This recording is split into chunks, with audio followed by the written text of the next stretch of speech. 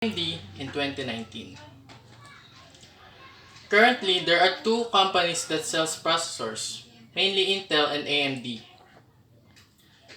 Now, let's take a look at some graphs. Intel's market share are growing from 77% in 2014 to 82% in 2016 and back at 77% in 2018. And AMD's shares fell from 23% in 2014 to 18% in 2016. But it has been on the rise since then to 23% in 2018. In fact, if we look at the third quarter of 2019 numbers, AMD's share stands at 32%. And in the past 5 years, Intel's revenue have grown from $55.9 billion in 2014 to $70.8 billion in 2018. And AMD's revenue have grown from 5.5 billion in 2014 to 6.5 billion in 2018. Now, based on the graphs, Intel eats the market share for processors than AMD in a huge margin. Now, let's this is the budget segment where I will compare processors that are cheap. Yeah, cheap. And so AMD 3200G versus Intel i3 9100F. So Ryzen 3 is cost around 4,900 pesos, while the Intel i3 9100 costs 7,300. So the pros of Ryzen, of course, is much cheaper, 65% better in iGPU, and it has unlocked cores. Now the pros of i3, because it's 10% faster. Now, to explain more about iGPUs, what is an iGPU? iGPU is an integrated graphics processing unit that is built in a GPU inside the processor. So basically, a graphics card small enough to fit inside the processor. Now, in the past years, you can only play low graphic requirement games if you don't have a dedicated graphics card, which cost as much as a processor or higher. But iGPU of AMD processors changed the game.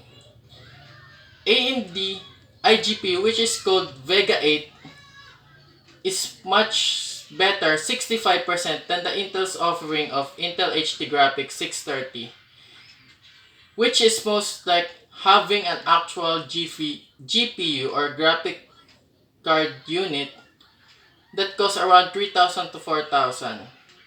That's insane for those who play games but don't have enough money, like me, who likes to have budget things that is efficient and cheap.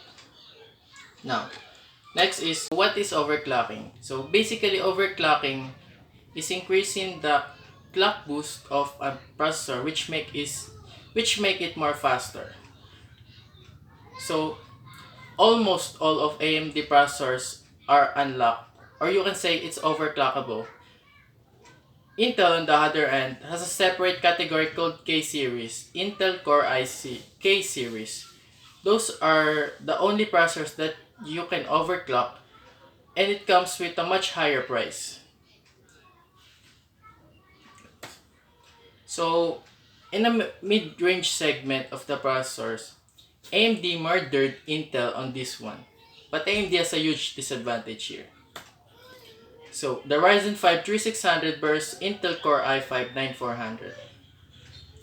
So, the pros, 10% faster, unlocked cores, and 50% more threads.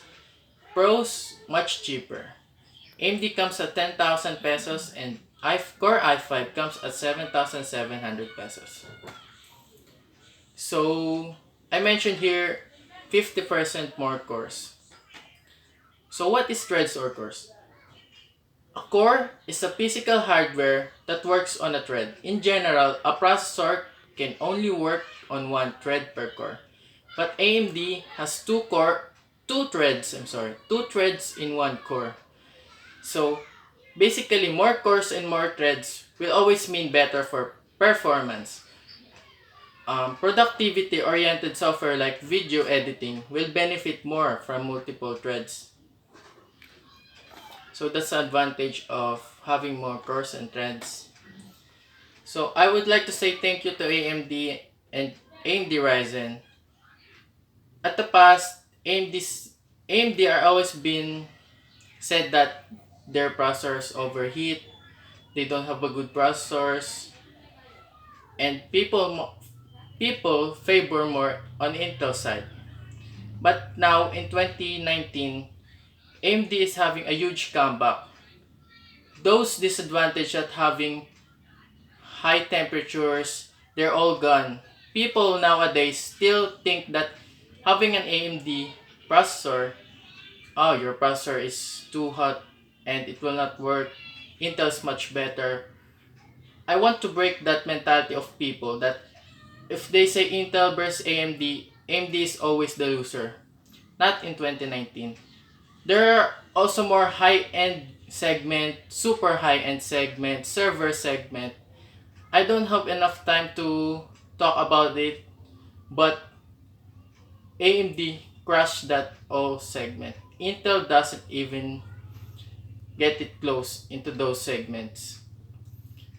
So all of my reference, all of my graphs, that came from our reputable websites. I don't just make stuff here. And please consider using AMD if you have a tight budget. That's all. Thank you.